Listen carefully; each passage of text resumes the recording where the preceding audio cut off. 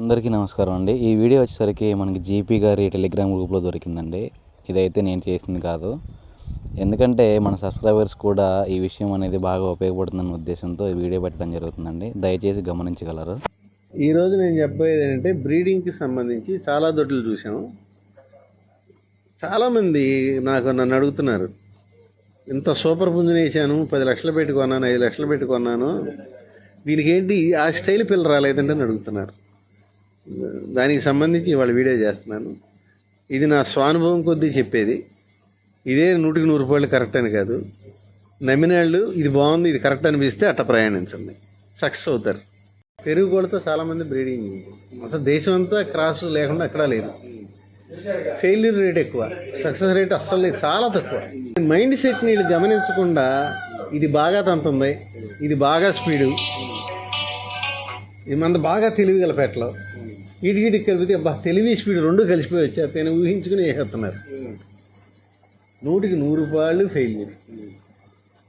అసలు పెట్టలేనేది, ఆ బ్రీడ్ ఏది, ఎక్కడి నుంచి వచ్చింది, అది చూసుకుని వాటి మైండ్ సెట్ ఎలా ఉంది. పెట్టలది స్పీడ్కి వెళ్ళే మైండ్ సెట్ అయితే, పెరుగు స్పీడ్ కూడా అయితే స్పీడ్ దాన్ని కలపడం. పెరుగుది చూసి జాగ్రత్తగా పొట్టడే కూడా చాలా ఉన్నాయి. వాటిలో జాగ్రత్తగా తెలివిగల పెట్టనే కలపాలి. దీనికి దీన్ని కలిపిన బ్రీడ్లు అన్నీ ఫెయిల్. ఇది నా స్వానుభవం. తెలియగలదానికి తెలియగలదాన్ని కలపాలి. స్పీడ్ దాన్ని కలుపు.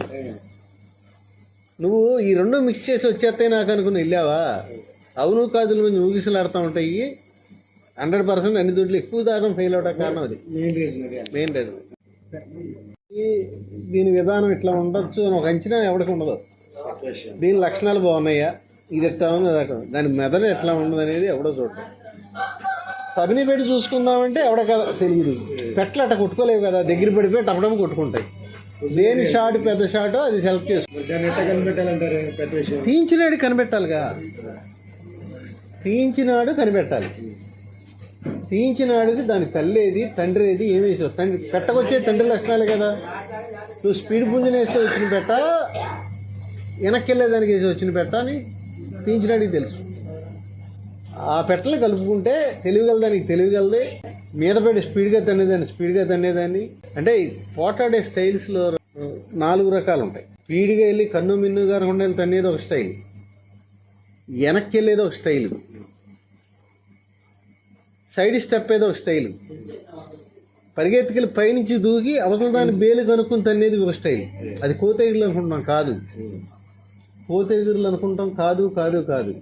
హై ఫ్లైయర్స్ ఉంటాయి, అవి కోతెగురులు అనుకుంటాం కాదు. అది పైనుంచి చూస్తూ ఉంటుంది. ఇది నా మీదకి వస్తే దీన్ని ఎట్ట వేయాలి, నా 2వ షాట్ వేసేస్తుంది. ఇది మరీ కోతులు ఉంటాయి అనుకో, ఇక దాన్ని నేనేం చెప్పలేను. కోతెగిరి అక్కడే దిక్కకూడదు. కోడికి అందనంత దూరంలో దిగేదాన్ని నమ్మాలి మనం.